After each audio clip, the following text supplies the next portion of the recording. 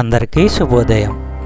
ఈరోజు దేవుని వాగ్దానం ఏమనగా, తిమోతికి రాసిన మొదటి పత్రిక 2వ అధ్యాయము 2వ వచనము. రాజుల కొరకు అధికారులందరి కొరకును విజ్ఞాపనములు, ప్రార్థనలను, యాచనలను, కృతజ్ఞతాస్థుతులను చేయవలెనని హెచ్చరించుచున్నాను. సహోదరులారా, సంఘాలలో సత్ప్రవర్తన, క్రమము, శిక్షణ, నాయకత్వం మొదలైన విషయాల గురించి పౌలు తిమోతికి 2 లేఖలు, తీతుకు 1 లేఖ రాశాడు. ప్రార్థన మొదలైన వాటి గురించి ఆదేశాలు ఈ యొక్క 2వ గ్రంథంలో 1వ వచనం నుంచి 4వ వచనం వరకు తెలియపరిచాడు.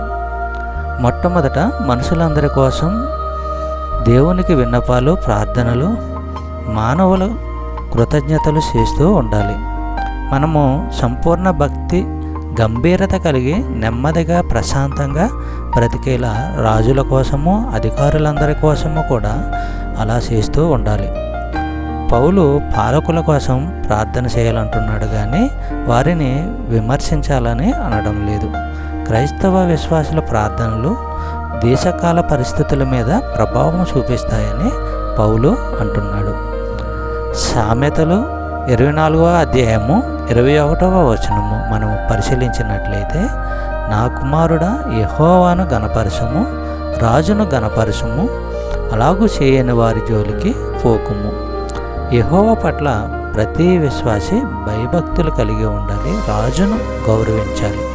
అలా ప్రవర్తించని వాళ్ళతో సహవాసము చేయకూడదు. చెప్పబడిన వాగ్దానము దేవుడు దీవించి ఆశీర్వదించును గాక. ఆమేన్.